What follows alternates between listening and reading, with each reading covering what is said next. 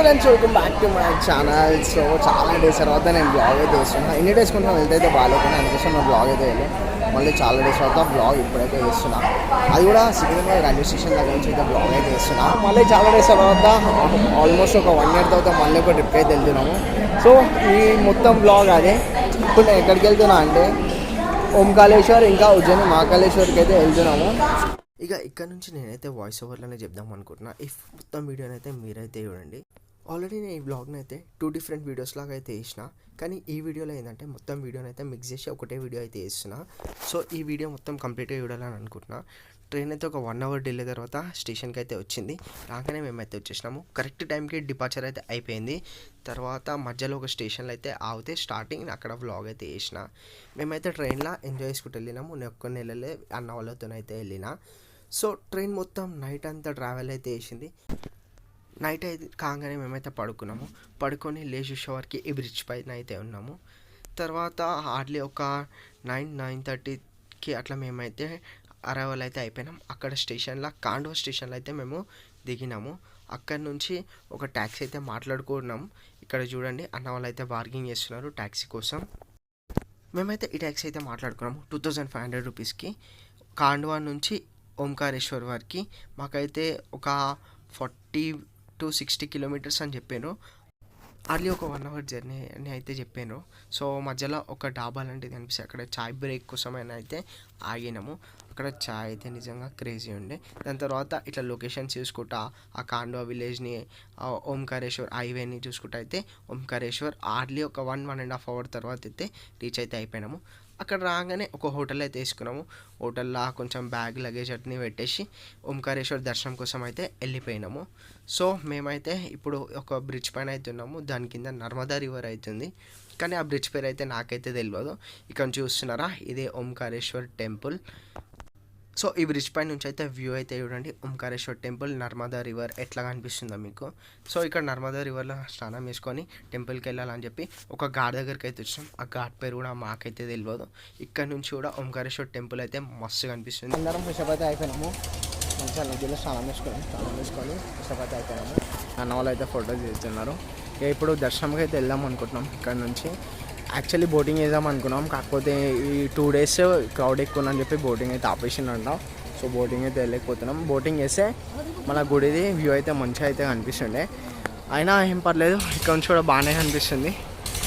So నేను ఏం చేద్దాం అనుకున్నా అంటే, అక్కడ ముంగట ఉంది, అక్కడికి వెళ్ళి ఫోటో అయితే, గుడి అయితే మంచిగా పడుతుంది, అక్కడికి వెళ్ళి ఫోటో అయితే దిగుదామని అనుకుంటున్నా. నర్మదా నదిలో స్నానం వేసుకొని అయితే దర్శనంకి అయితే వెళ్తున్నాము. మేము వచ్చింది అయితే సండే. సో ఇవాళ చాలామంది క్రౌడ్ అయితే ఉన్నారు ఓంకారేశ్వర్ దగ్గర. సో మేమైతే అంటే తొందరగా దర్శనం అయితే అయిపోతుంది అనుకున్నాం, కానీ హార్డ్లీ మాకు ఒక 2 hours అయితే పట్టింది టైం ఇట్లా దర్శనం అయితే కావడానికి. ఒక్కసారి మీరు లైన్ అయితే చూడండి. ఇంకా మేము ఎట్లా అంటే, ఇక్కడ దర్శనంకి కూడా 2 లైన్లు ఉన్నాయి, కానీ మేము ఈజీ లైన్లో అయితే వెళ్ళినాము. ఇక్కడ నుంచి లొకేషన్ అయితే చూడండి.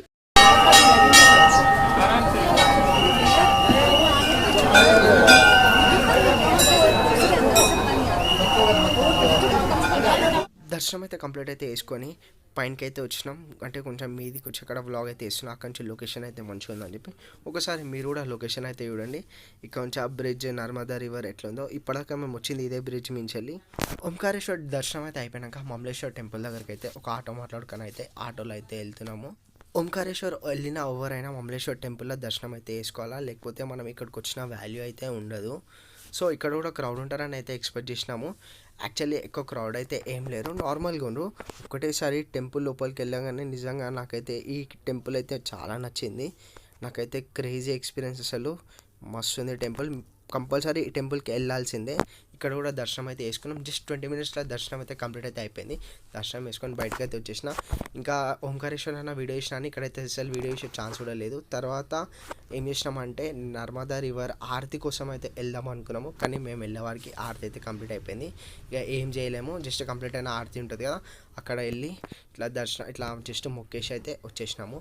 ఇక్కడ నుంచి ఓంకారేశ్వర్ టెంపుల్ చూడండి, నేను మార్నింగ్ మీకు చూపించిన ఇక్కడికి వెళ్ళి ఫోటో దిద్దాని, అదే ప్లేస్ ఇది అయితే. ఇక్కడ ఓంకారేశ్వర్ దగ్గర దర్శనం అయితే కంప్లీట్ అయిపోయింది. నెక్స్ట్ ఒక వ్యాన్ అయితే మాట్లాడుకొని ఉజ్జయిని మహాకాళేశ్వర్ అయితే వెళ్తున్నాము అందరం.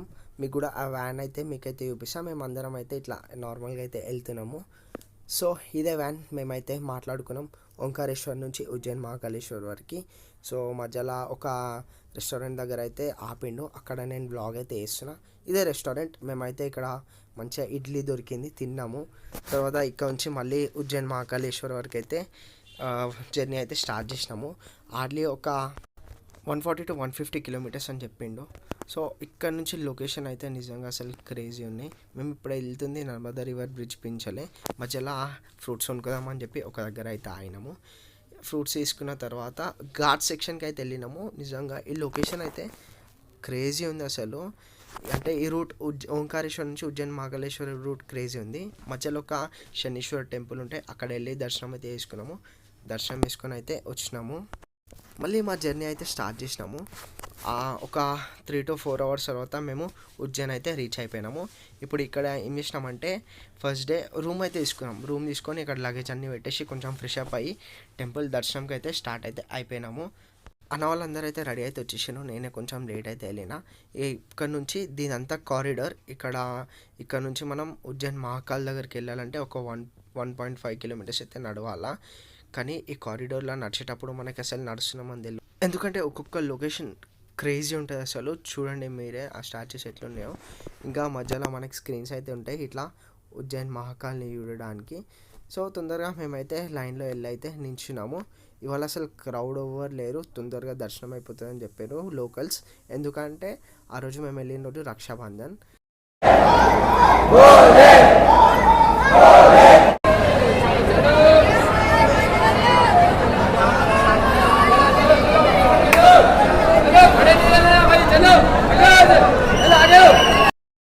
దర్శనం అయితే కంప్లీట్ అయితే అయిపోయింది. హార్డ్లీ ఒక 1/2 hour టైం అయితే పట్టింది అంతే. ఇక ఇక్కడ నుంచి మళ్ళీ నడుచుకుంటూ రూమ్కి అయితే వెళ్ళాలా. మళ్ళీ వెళ్ళేటప్పుడు సేమ్ అదే కారిడార్లో నడుచుకుంటూ అయితే వెళ్ళినాము. ఇక్కడ డే ఒకలాగా ఉంది, నైట్ ఒకలాగా ఉంది. మళ్ళీ నెక్స్ట్ డే మేమైతే దర్శనంకి అయితే వెళ్తున్నాము. ఆ రోజు మేము ఎక్కడికైతే వెళ్ళాలి ఎక్స్ప్లోర్ చేయడానికి, జస్ట్ ఏంటంటే గుడికి వెళ్ళేసి అయితే వచ్చేసినాము. మళ్ళీ నెక్స్ట్ డే అయితే దర్శనం తీసుకొని ఇంకా వేరే ప్లేసెస్ ఉంటాయి కదా అక్కడికైతే వెళ్దామని అనుకున్నాము. సో మళ్ళీ దర్శనంకి అయితే వెళ్తున్నాము. ఈరోజు ఎంత టైం పడుతుందో తెలియదు, కానీ ఈ కారిడార్లో నడుచుకుంటూ వెళ్తుంటే అయితే అసలు క్రేజీ. ఇక్కడ ఈరోజు మమ్మల్ని ఏం చేసినంటే వేరే రూట్లో పంపించాను, నిన్న వేరే రూట్లో పంపించాను. ఇవాళ మేము కొంచెం ముంగటికి అయితే వచ్చినాము. నిన్న మీరు చూసినట్టయితే కొంచెం వెనుకకుండే, కానీ ఇవాళ ఏంటంటే కొంచెం ముందు నుంచి మాకైతే దర్శనం అయితే అయింది. చూడండి మీరే.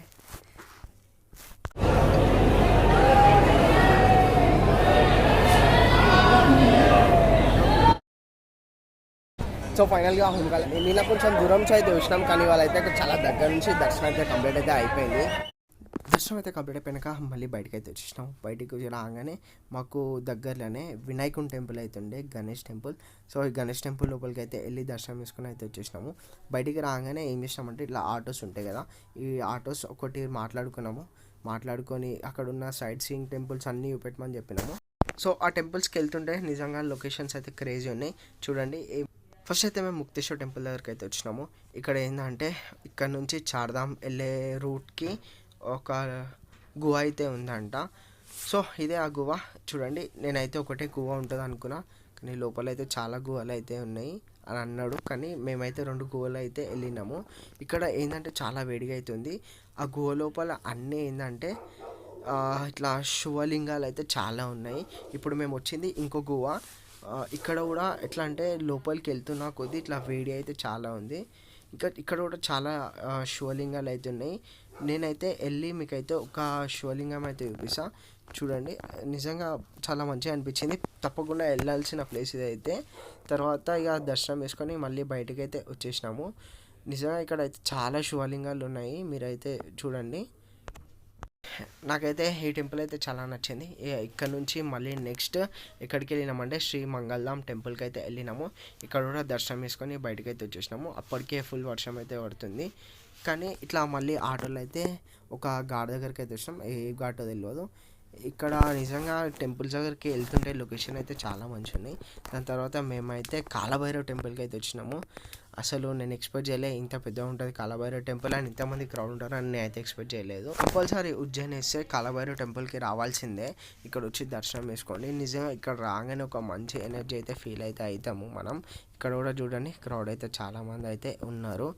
ఇక్కడ దర్శనం వేసుకొని బయటికి అయితే వచ్చేసినాము. చాలా టైం అయితే పట్టింది, 1.5 అవర్ అయితే పట్టింది. చాలామంది క్రౌడ్ అయితే ఉన్నారు. సో దాని తర్వాత మళ్ళీ ఇంకొక టెంపుల్కి అయితే వచ్చినాము, ఘట్కాళికా టెంపుల్. ఈ టెంపుల్ కూడా నేనైతే క్రౌడ్ ఉంటారని అనుకున్నా, ఎందుకంటే స్టార్టింగ్ చూడగానే ఒకటేసారి ఫుల్ క్రౌడ్ అయితే అనిపించింది. కానీ లోపల మాకు ఒక 5 మినిట్స్ టైం పట్టింది అంతే దర్శనం అవడానికి. ఈ టెంపుల్ కూడా మస్తు ఉంది. సో ఇక అన్ని టెంపుల్స్ అయితే కంప్లీట్ అయితే అయిపోయినాయి. మధ్యలో ఏం చేసినామంటే టెంపుల్స్ అన్ని దర్శనం చేసుకున్నాక కొంచెం టీ బ్రేక్ అయితే తీసుకున్నాము. టీ బ్రేక్ తీసుకొని కొంచెం సేపు ఇట్లా నార్మల్గా ఉండి మళ్ళీ ఏం చేసినామంటే హర్సిద్ధి మాత టెంపుల్ దగ్గరికి అయితే వెళ్తున్నాము, ఎందుకంటే అక్కడ ఆరతి అయితే ఉంటుంది. సో ఆరతి చూడడానికి మేమైతే హర్సిద్ధి మాత టెంపుల్కి కొంచెం ఎర్లీగా అయితే వెళ్ళినాము. అండ్ అక్కడికి వెళ్ళి హర్సిద్ధి మాత టెంపుల్లో దర్శనం చేసుకొని వెయిట్ చేసినాం. చాలాసేపు అయితే వెయిట్ చేసినాము ఈ ఆరతి చూడడానికి. సో ఈ ఆరతి వీడియో అయితే నా దగ్గర నా షార్ట్ వీడియోస్లో ఉంటుంది, చూడండి మీరు. లాంగ్ వీడియోస్లో ఈ ఆరతి అయితే పెట్టలేదు, నార్మల్గా జస్ట్ ఏంటంటే స్టార్టింగ్ ఎండింగ్ అయితే పెట్టిన. ఇప్పుడు ఆరతి అయితే స్టార్ట్ చేస్తున్నారు, చూడండి మీరు. ఇక ఈ మొత్తం వీడియో అయితే నా షార్ట్ వీడియోస్లో పెట్టిన. కానీ ఇది కూడా అసలు క్రేజీ ఎక్స్పీరియన్స్. మొత్తం ఆరతి అయితే వాళ్ళు ఇట్లా పెడతారు పైనకి వెళ్ళి, నిజంగా క్రేజీ ఎక్స్పీరియన్స్ ఇదైతే. మాత టెంపుల్లో ఈ ఆరతి కంప్లీట్ అయిపోయాక ఇక రూమ్ దగ్గరికి అయితే వెళ్ళిపోయినాము. రూమ్ దగ్గరికి అయితే వచ్చేసినాము. టోటల్ డే అంతా అట్లా ట్రావెలింగ్ అయితే అయిపోయింది.